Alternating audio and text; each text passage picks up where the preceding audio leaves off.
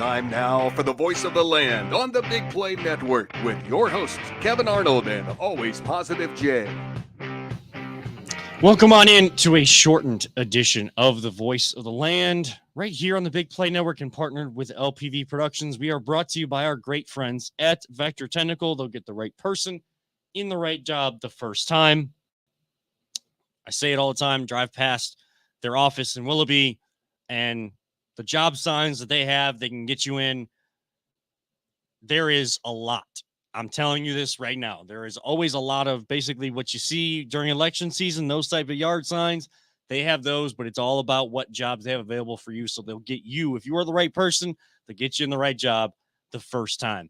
I'm Kevin Arnold. Across the table, it's Always Positive Jay.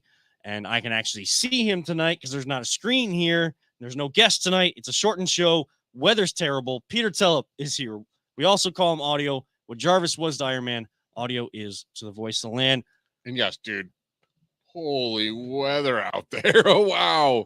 I think it's going east to west. Dude, I've never seen it go Like east. it was. It looks really weird. I'm telling you, Peter, back where we live in Lake County, stark difference from when I got to downtown. So, like, when I was coming here, I get right on 480 from Transportation Boulevard, right where the hill comes down. Mm-hmm. And that's where the weather was, like, kind of held up. It's, like, right in that hill. And it's just, like, blue sky, death sky. I'm like, all right, I hope it's going that way. And I look behind me. I'm like, it's chasing me. I'm like, it's trying to get me. It's going to be chasing us on the way home. Yeah. Well, we're going to have a shortened show today, I think. Actually, I'm going to attack it. Peter and I are going to attack into it, but I know Peter's got some work to do after the show because there's another show in the studio. At some point, we need to, I know that there's a sponsor on the other show that uses this studio. We just got to take the sponsorships down. There's like nice couches over there. At some point, Peter, we got to do the show. I think a change of pace would be nice. Sure, we can do that. That's not a problem. All right. Peter's like, yes, I don't have to move it. That'll be great. That would be nice. Yeah. Well, in 2 weeks, because we're off next week. I know you're going on vacation. It's kind of Labor Day week. It's that week leading into football season. We could preview Ohio State and stuff. But I think for all of us, I think we just all take a deep breath. You're on vacation. Peter's got a lot of stuff to do anyways. I got a lot of stuff going on too. So for a night, take a deep breath. Jay will be taking many of them wherever he's vacationing because it'll probably be way better than what we're doing, Peter. Oh, I'll be in sunny Florida. But Peter and I will take a deep breath that night. Sitting by the pool. And when we come back in September, was that September 6th, I want to say? Yes. Right before the Brown season. Right before the Brown Might season. Might have a special guest host with us in studio possibly too. I like that little tease there.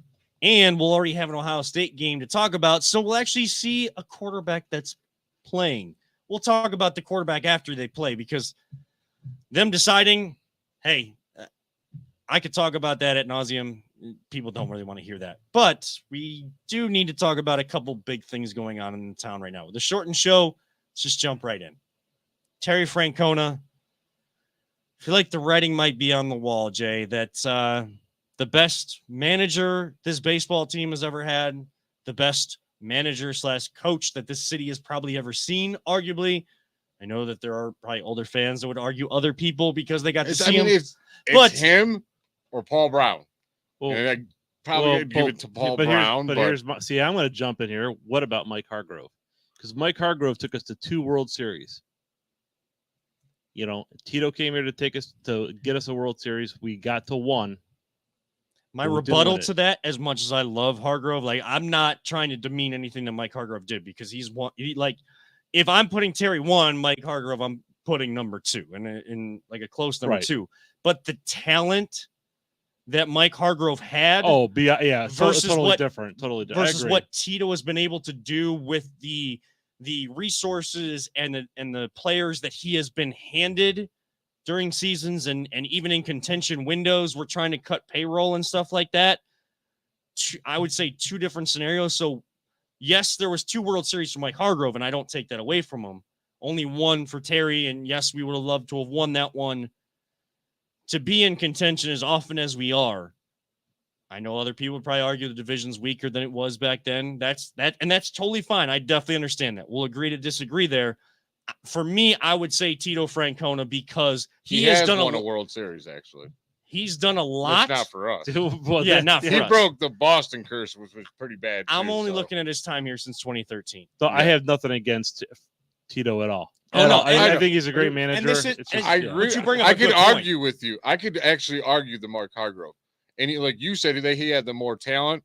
He also had a lot more crazy personalities he had to deal with in that clubhouse, which was not easy.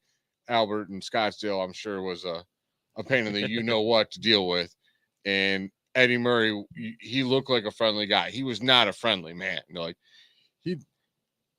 you give him those pictures, like you know what I'm saying. Like Tito had pitchers left and right. No bats. I mean, Charles Nagy was Mike Hargrove's best pitcher. So I mean, we could argue. I mean, I can argue both. Really Right. can. Yeah. I personally, like I said, I take the bigger picture.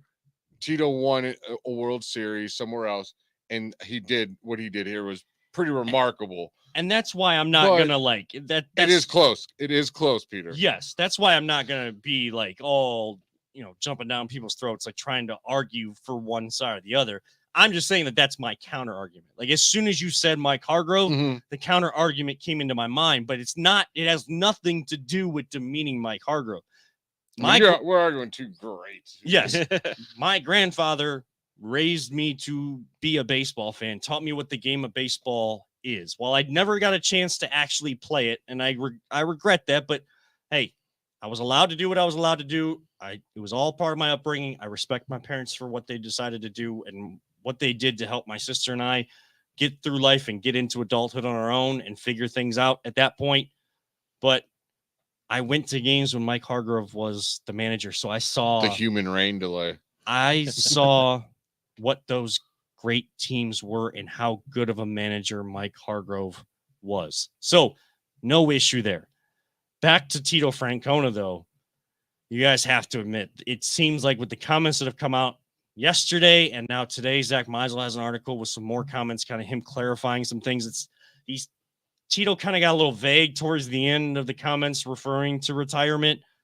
And so he kind of clarified today, but basically he's saying like, I don't want to be the center of attention.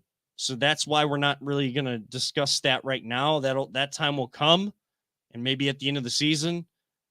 But he's also saying he's going to have a shoulder replaced and he's got hernias he's got to have taken care of. And that he's starting to feel like he can't do the job at the level that he knows he's capable of doing and what we have seen for the most part since 2013. He feels the drop off just like the team has dropped off this year. He's felt the drop off in himself. And as sad as that day is going to be, and we will talk about his legacy at that point and like our thank yous and all of that. I'm not doing that right now. I'm not writing the managerial job eulogy yet for him because, again, there's no point right now. But you just have to look at it and see and hear what he's saying. Like, I want him to do what's best for him. He's done everything that he can. And if you listen to some of his post-game interviews, press conferences this year, I mean, he sounds defeated at times and sounds defeated like I don't know what else I can do, or I'm not able to give enough to what this Sounds young tired. team. Yeah. He doesn't sound like he feels like he has enough to give to this young team what they need to what we talked about all year. Momentum. Every time they win a couple games, and they do something stupid and they lose a few games.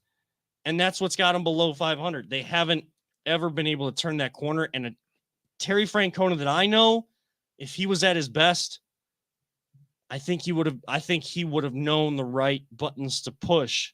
It's not that he doesn't know those. It's just he's so tired. He's so worn down. Like those things are just not coming to him as easily. And that's what he is starting to realize. I mean, yeah, the writing's on the wall. Totally is. I feel bad for the guy. I think them selling the way they did this year really hurt, like took a big toll on him.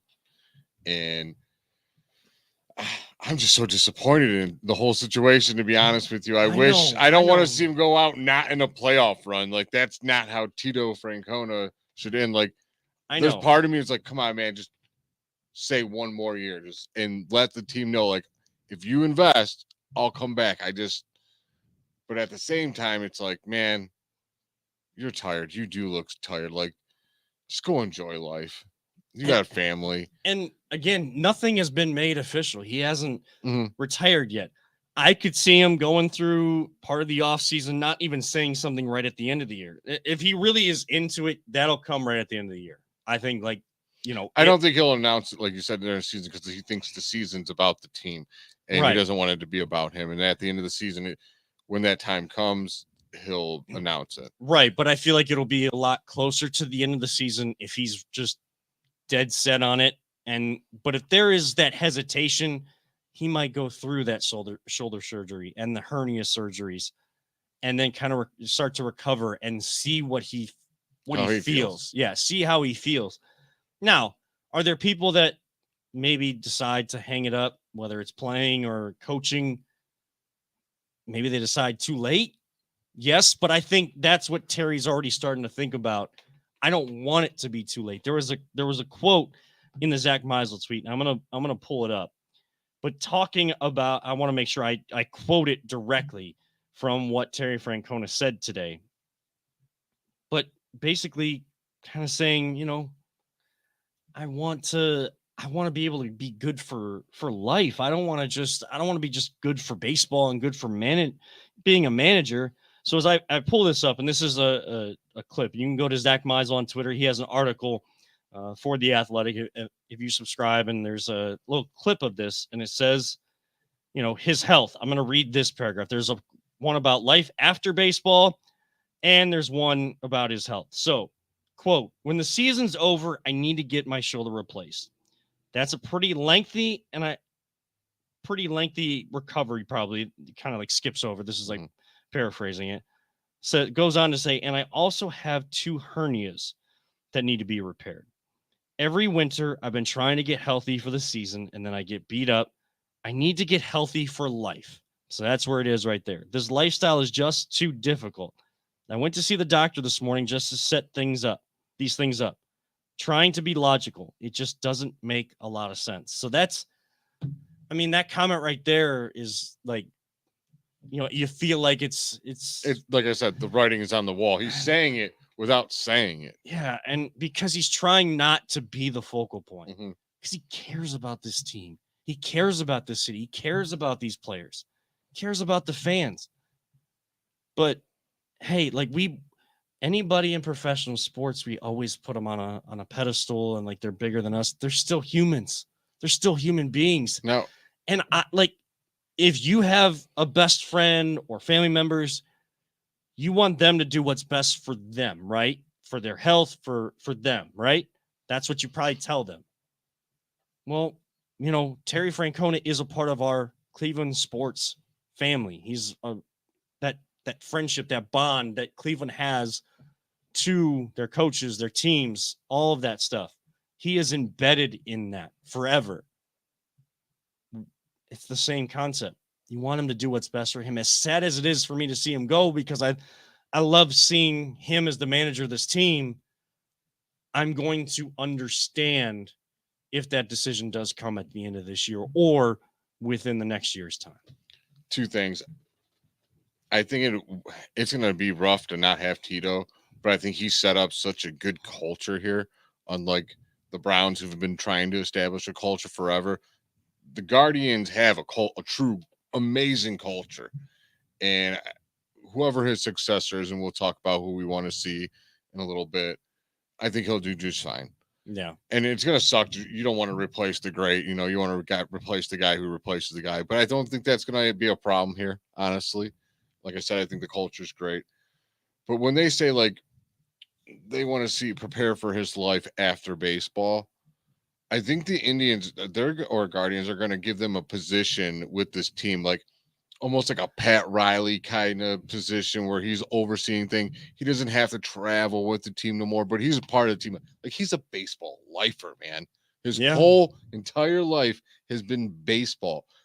It's not healthy to just walk away from that if you still love the game, and he does love the game. Otherwise, he wouldn't have coached this year if he didn't love the game. Is he physically able to do a manager's job? Probably not anymore. He's saying it himself. But to be a part of baseball, he's one of the great minds of baseball. Like, you just don't let that guy go to the wayside. But if he wants to just go enjoy I his mean, yeah, life, if he and wants to, I go know ahead. he has kids. Like, if you want to go enjoy time with them and any grandkids you might have, you know what?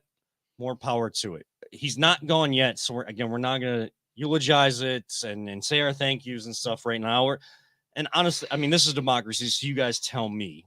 This show is always gonna be democracy. But my idea is that talking about who we want to replace him, we wait until a decision is actually made, and we wait like a week after that, so we can focus solely on Why do you think I didn't say it? Terry Francona. Yeah, I don't want to replace someone, you know what I mean, until he's gone. I don't think there's any reason even to talk about that, because whenever Terry does decide to retire, that list of who could replace him is going to be probably very different than what it would be possibly today. So Yeah, so we'll talk about that when the time is right. But I think if there's anyone, though, sharing how much, maybe myself, I'm ready to. I could do it.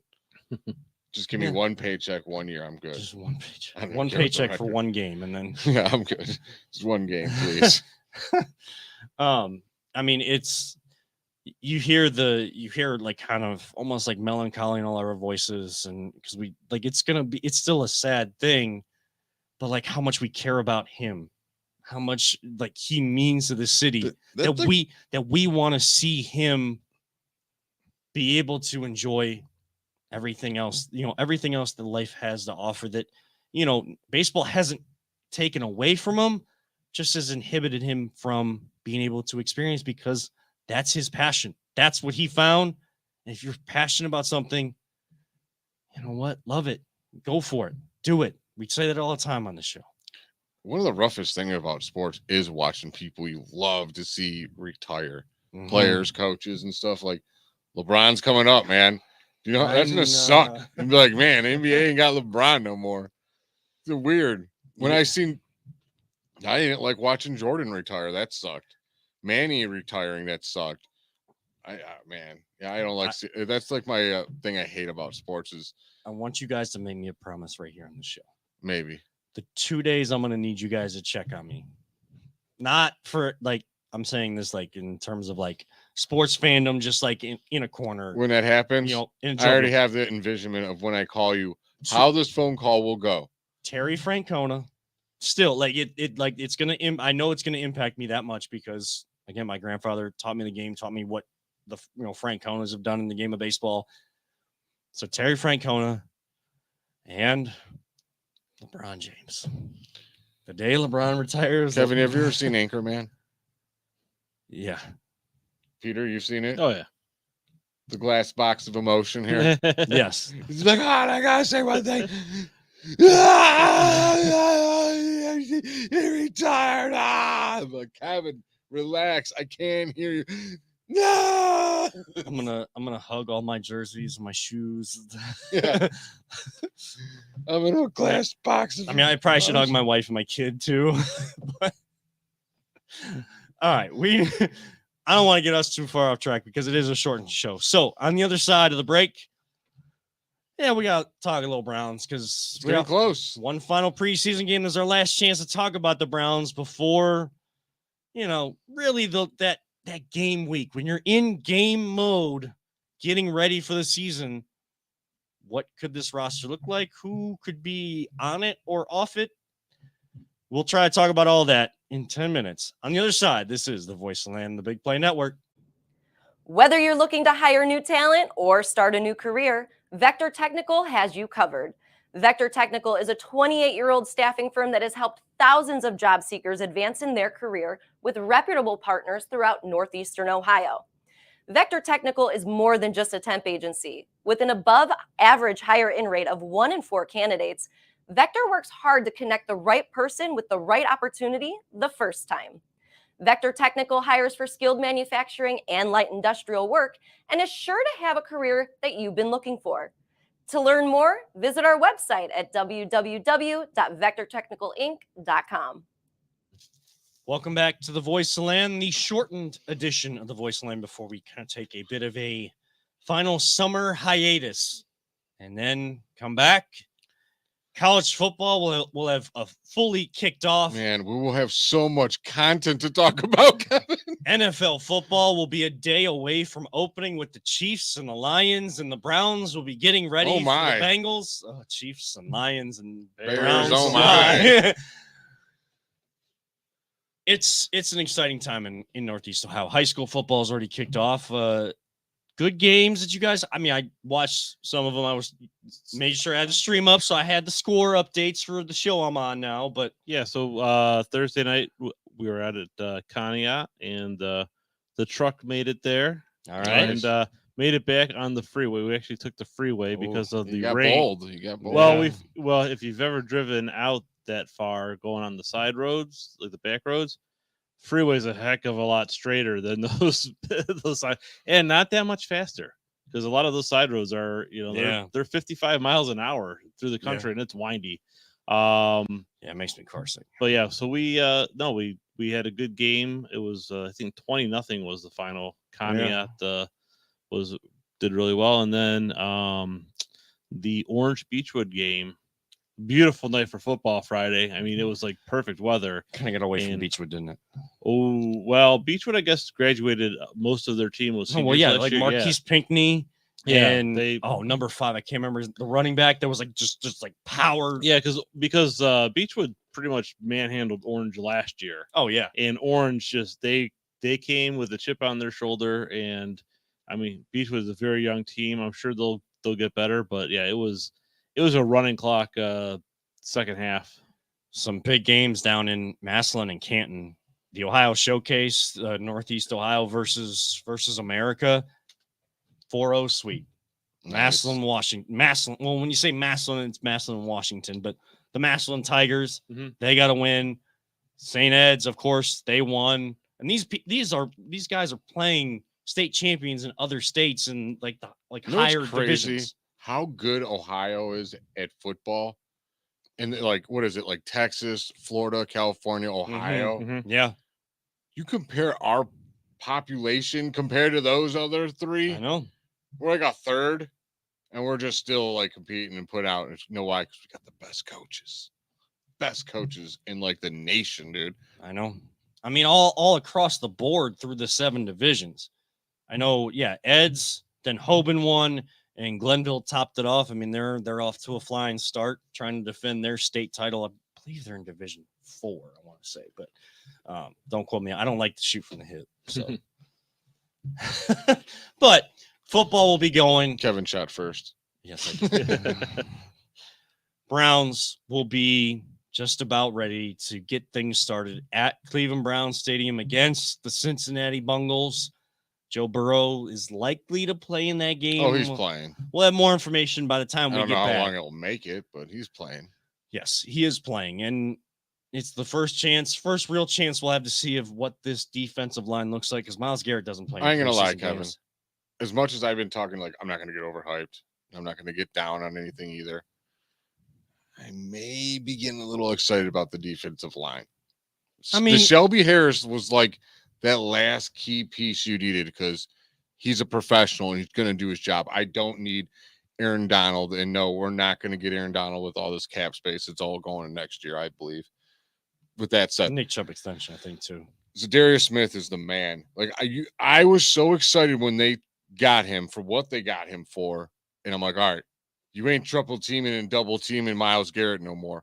And as you can hear, he is just looking incredibly explosive. Well, and it's like, oh, everyone's like, oh, Jedrick Wills can't stop him. I'm like, dude, I don't know if you knew this, but no one on the Eagles could stop him either, and they got one of the best lines in the league. Yeah, like that's a hard thing to. There is criticism to be levied onto Jed Wills. Like I'm waiting But till game days until I'm gonna start grading him again. Right, like last year we'll talk about what he did, but not in training camp. But he's going against Myles Garrett. No one could stop Myles Garrett, Kevin. Nobody. Maybe Peter, but he would just outsmart him. Yes, he's an AI system. Yes, I mean, an AI system. I think could. Starters playing 20 to 25 plays in the final preseason game against KC, but I don't know if KC is actually going to play any of their starters. They kind of played for a whole half last week, everyone's like on a different schedule, different I don't know what's philosophy with going this. on with preseasons, like who's starting what anymore. With But with 2 weeks off, you need Deshaun Watson. You need this offense to get out there and Mhm. actually play against any sort of defense. I know that there's going to be, and you're getting excited. I get excited for football season, but I'm still in that same spot. Like, I gotta see it. But the only chance I'm going to get to see it is when Deshaun Watson, this offense, and that defensive line is all on the field together. Myles Garrett's not playing in this game.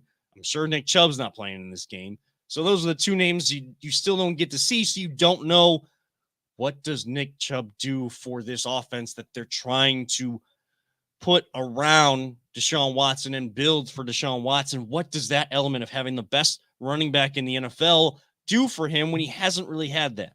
Now, did he have Arian Foster in Houston? I don't think so. But like Foster, If he did, it would have been at like the tailspin of his career.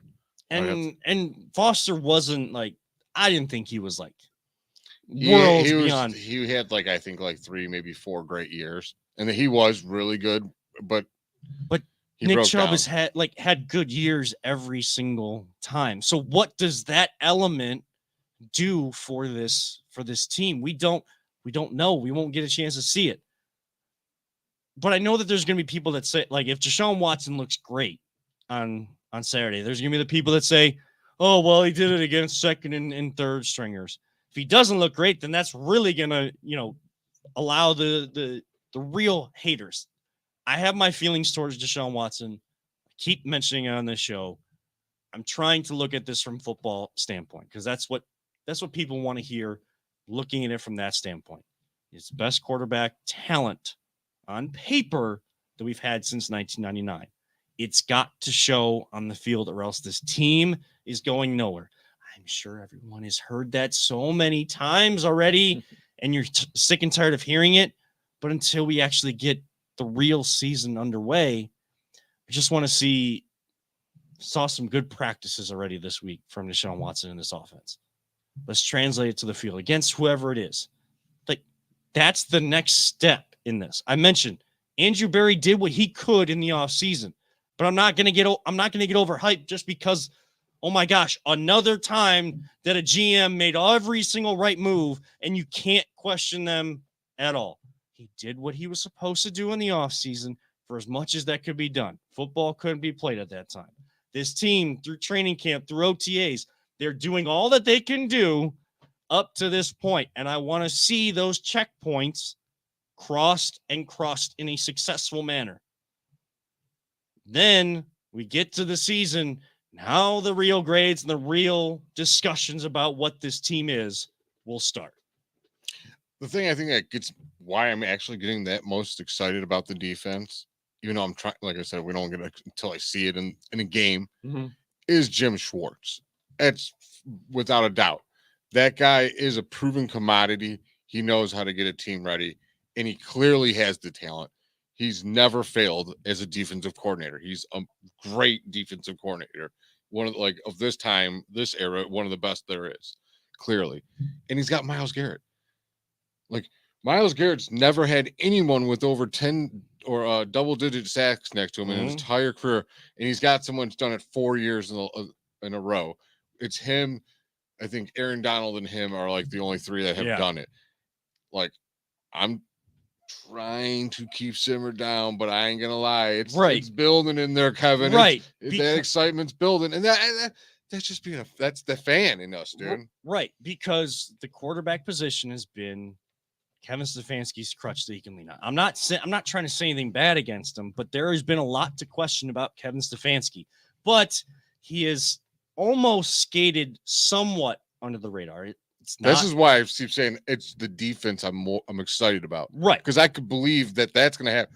I'm not 100% on what's going to happen with this offense. But he's got stuff to prove. It's the situational decisions, the fourth downs, the end of the games. It's how you approach those final drives and timeouts and things that should have been a much bigger conversation. But again, what has allowed him to be a big conversation, but not really big and really diving into all these poor decisions, is the fact that he hasn't had a good quarterback, and everybody feels like he finally has that. So guess what? Excuses out for him. Deshaun Watson has said all the right things. You got your 6 games out of the way. You got your rust out of the way. It might not look pretty to start the year. It's going to take time. You want to play your best football at the end, but you want to see those signs a lot more at the start than everything we saw last year. People don't want to talk about it, but it still matters. Excuses are out the window. It is time for this team to put up or shut up. They can't talk about it. They got to be about it, like we say every The only problem is there's a huge question. And when you do have to make those 4th down decisions, that there might be an out for Kevin Stefanski because the kicker is just not right. As much as I love Cade York, something isn't right with Cade York right now.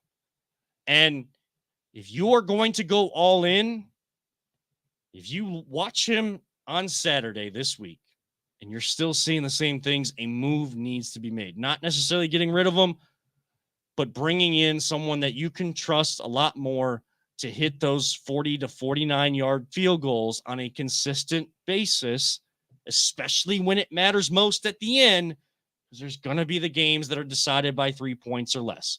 It's going to happen. That's how Brown seasons go. That's how NFL games go. But a lot of times, that's how we lose. We find new ways to lose in Cleveland, and the point differential was 3 or less, or maybe 7 or less. It's a 1-score game. That has to come to fruition. I need the time machine, man. I need to go get Phil Dawson back. Yeah, love to have Phil Dawson and Joe Thomas on this team. Like, boy, would we feel real good right now. I ain't gonna come out here and call for the dude's job either. I'm not calling for his job. You're not. That's what I said either. Yeah. And I don't think we're just not like that on this show. Like we said, if you try hard and you bust your ass in practice and you give it everything you got, which I don't know how much a kicker can do, but he does work hard at his practice. And like, he's not a schlub out there, and he's not out clubbing, and we're not hearing anything bad about him.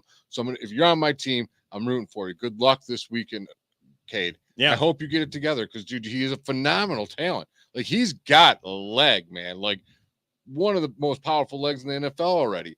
He just needs to get it together, either in his head or whatever small technique he's got to do. And I wish you nothing but the best. But I am with Kevin. If you mess up again this weekend, don't be surprised if they bring in a Robbie Gould.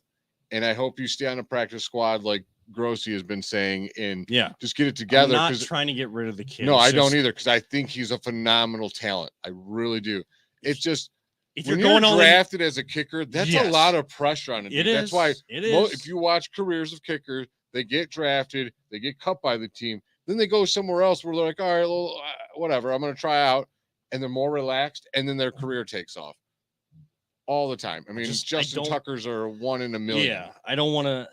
Yeah, Justin Tucker is like a whole different conversation in the kicking game. Yeah, Justin Mother Tucker. Yes. Not trying. I'm definitely no way in heck am I trying to get rid of the kid. But all I'm saying is, and there's people that are actually rooting for him to suck, so they have to make that decision. Why rooting for people to suck, rooting for people to get hurt, 2 of the biggest pet peeves I ever have. Whether they're on your team or someone else's team, stupid. Would I love to see Justin Tucker miss? Sure. But am I rooting for him to be an absolute failure? No, I want best on best, and I want our best to beat your best. Guess what? If their best beats you that day and you gave your best, you live with it. You live with it. But I don't want to just root for other teams to fail. I want our team to succeed. There is a difference in that. And I want this. I do root for Pittsburgh to fail. Okay, well, there's exceptions to everything. There's an exception to every. Sith Lords deal in absolutes. I mean, everybody knows on the show, I hate Pittsburgh. I hate Pittsburgh. I mean, if Pittsburgh was being honest with themselves, they would admit that they hate themselves. Oh, you guys know I got in trouble one time in high school because I made a joke about not liking Pittsburgh. No, but you should have gotten in trouble. You should have gotten A's and maybe AP English class. Somehow the conversation of Pittsburgh came up. I think it was in a book that we were reading, and my friend was a Pittsburgh fan. Her family's from West Virginia. They grew up Steelers fans. I knew that was like a direct link, not this person that's saying my father's cousin's twice removed aunt, nephew was like my best friend, and he's a Steelers fan, so that's why I'm a Steelers fan. No, this is raised, born, bred through the generations Steelers fans. So we just had that back and forth. This is when Roethlisberger was getting the best of us and at the height of his career. And I just leaned over and said, "Oh, I would never want to go to Pittsburgh," because we knew that joking between us. Teacher heard it, flipped out, like, "Pittsburgh's got great infrastructure. Why wouldn't you want to go there? Why wouldn't you want to?" Like, bro, it's just a joke. It's just a sports joke. Sorry, this is probably not the AP English. Probably not the. Seeing a teacher yell, like envisioning a teacher yell at you is hilarious. I mean, I've gotten yelled at times. You know how you can't yell I'm sorry, not yell, but you can't swear in Brown Stadium anymore. You actually will get in trouble, and if someone keeps hearing you do it, they can kick you out. I'm pretty sure it's my fault. I won't even explain to you why. But I'm behind the curtains. I'll tell you why, but I'm pretty sure I'm the reason you cannot swear in that stadium. Yeah, but then it has to do with Steelers fans. You try to do that. You try to police that. Then week 1, it's going to look like it does in week 14 when the team sucks. Half the seats are going to be empty because there's a bunch of drunk people that have no filter when they're sober, and then they're going to be drinking because you're not supposed to drink in the community lot or at any tailgates. Like anybody stopping that, there's going to be adult beverages consumed, and there's going to be behavior that's not becoming of human beings. I don't know how you police that, because then you're going to kick half the crowd out of there. I mean, great, the families get to enjoy a nice, peaceful game, but still, like, they almost kicked me out once. That's all I'm telling you. I mean, I almost got kicked out of a high school game one time. So, it is right. what it is. It is what it is. I have those issues, and I don't even drink. So, is there any guys you want to see make this team that you think deserve a spot? I had a point with Cade York, and I don't know where I was going. Basically, don't root for him to fail. No, that's just lame. But again, if you're going all in, this is the point. I came back to my mind. If you're going all in, you cannot have any loose ends. They might not, if you don't have any loose ends, still you're only as strong as your weakest link.